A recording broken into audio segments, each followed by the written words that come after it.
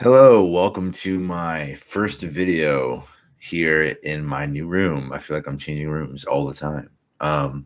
But yeah, so welcome guys, welcome back. I haven't done a video in a minute. Since that last video, you guys must have seen me and Alexis. Very, very cool stuff. Is this on? Yeah, it's on. Okay. If you can't hear me, just let me know. I'll redo this video. So yeah, a lot of updates. In a new room, still in Florida, and dating a INFJ, working relentlessly, it seems, every day.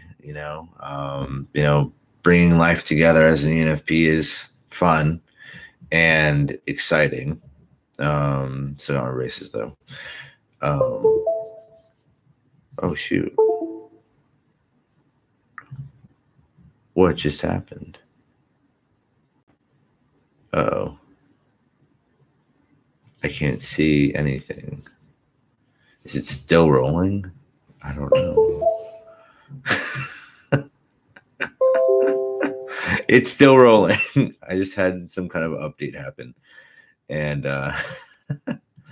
that's funny. So anyway. Ooh.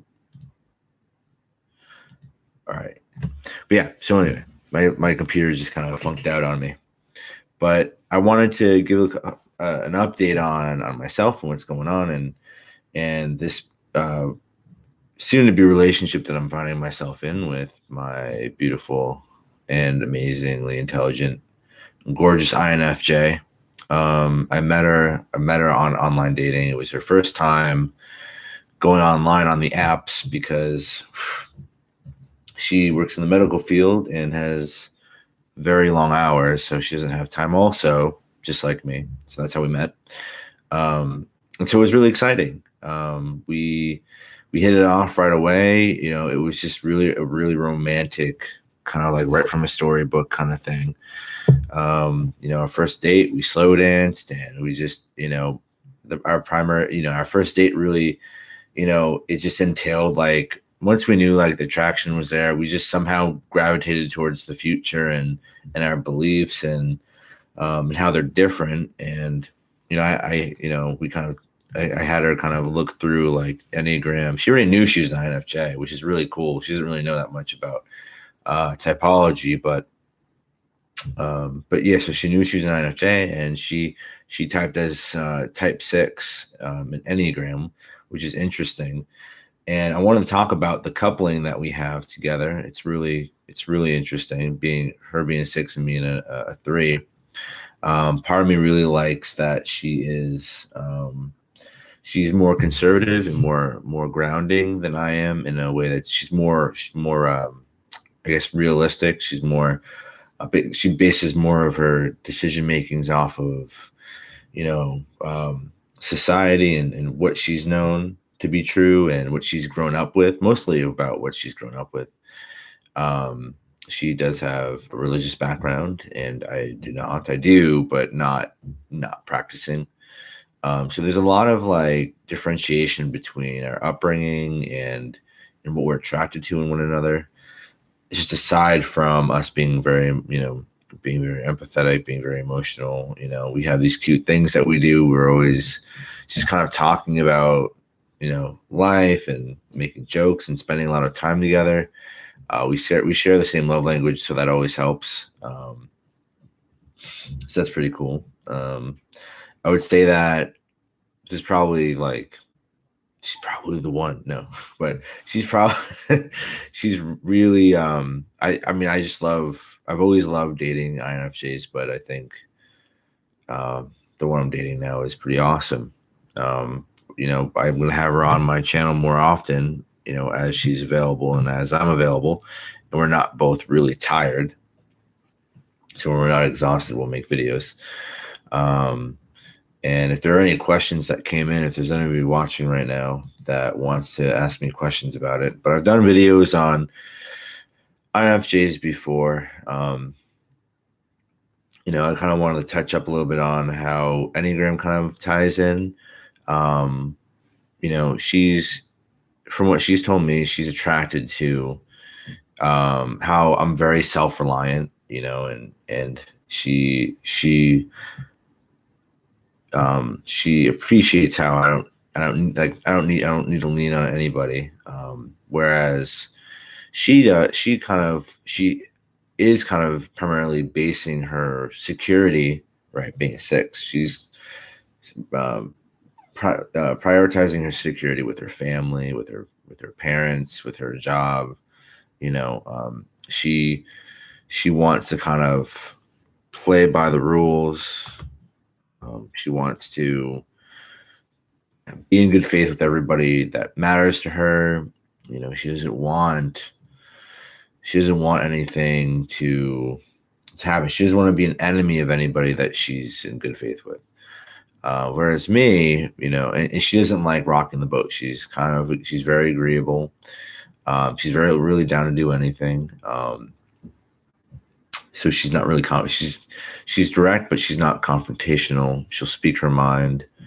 You know, you kind of have to um, if something is on her mind, you kind of have to explore it until she does say something.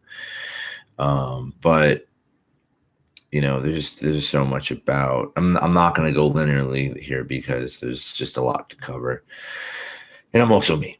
But what else can I say about our dynamic? It's in its own self. It's just kind of we've kind of as I think we're both SP SX, and I'm SX SP, but she's we both kind of value like a one unit kind of, you know, a one unit kind of like, you know, it's just us and like we just need us kind of, you know, we've both always wanted somebody to just kind of spend like all our time with and stuff, and we're just very hyper quality timers. um so it works perfectly. You know, we see each other like a lot, but it's awesome because we're both validating, and you know, we're both giving, you know, how we need, and you know, it's totally fine, and we're just kind of going about our life. Sorry, I'm tired. But everything else about our dynamic is great. You know, we're both touching quality time, which kind of which is what I think you would need.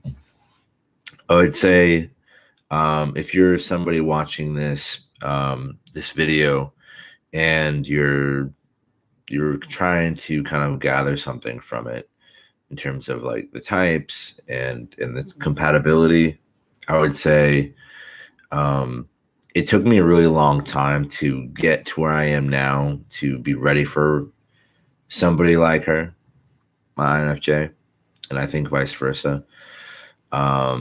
You know, time plays a lot and experience plays a lot in it. But at the end of the day, I think as a, you know, and it's stupid because I think that when people talk about how, you know, everyone shits on ENFPs, everyone shits on, you know, different types. Like I've always been somebody who's just searching for somebody, and I feel like I found that person.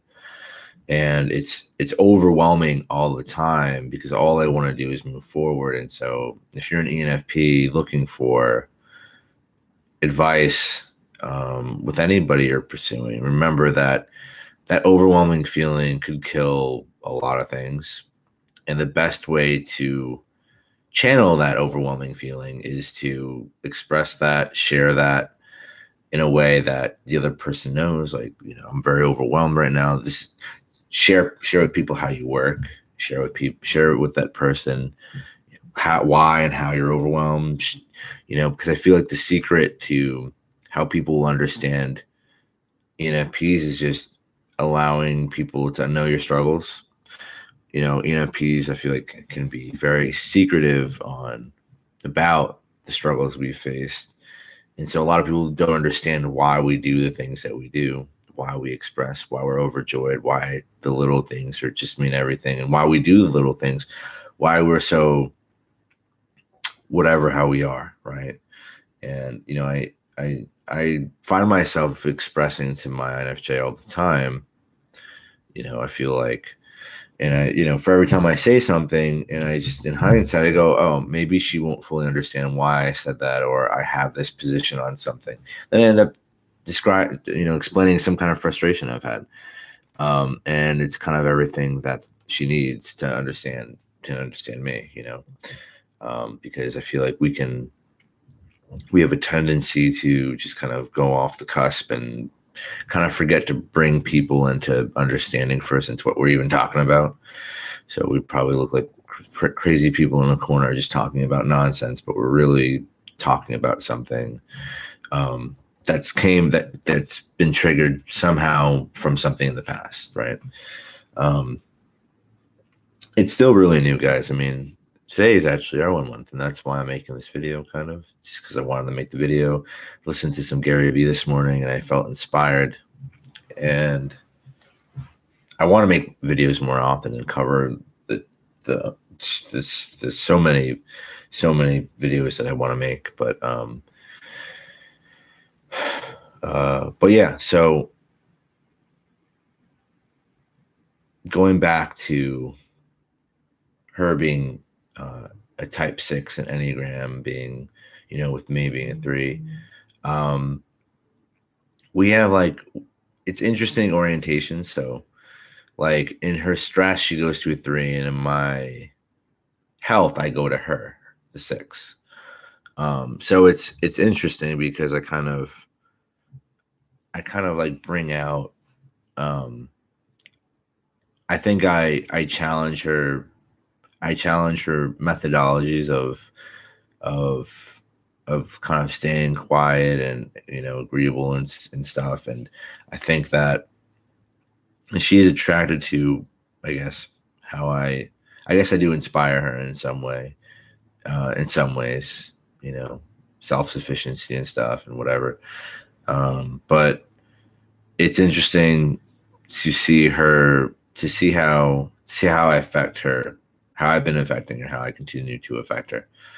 I feel that the more we're together, the more she appreciates what I give her, right? I'm somebody who's just, as a type 3 and being an ENFP, I make my actions and my decisions very evident, very, very cutthroat. Like, this is how I feel, or this is what I want to do, and I want to stick to it. And, I can come from a very like dominant position of where I stand on something when I'm passionate about it. And I think she really appreciates that I'm very passionate about, her and how I see things and how I do things, and how I try to really stay proactive and within what we're doing. And the same for her. She's just and she's also very mindful too. And that's something that I really appreciate as well. I appreciate the fact that she thinks of me in the morning, and she does little things for me. I'm not, like if I need something, or, setting the temperature, to the right thing that I like. And she remembers little things like that. And it's kind of funny, I'm just like, oh, wow, nice. It's cool somebody remembers that. But yeah, so I just think that we're just two people that just really kind of like hit the jackpot in a sense. It's crazy how we met each other and how it just keeps going on, which is nice. And that's my update for right now. I haven't got any requests about, I've gotten requests to talk more about her.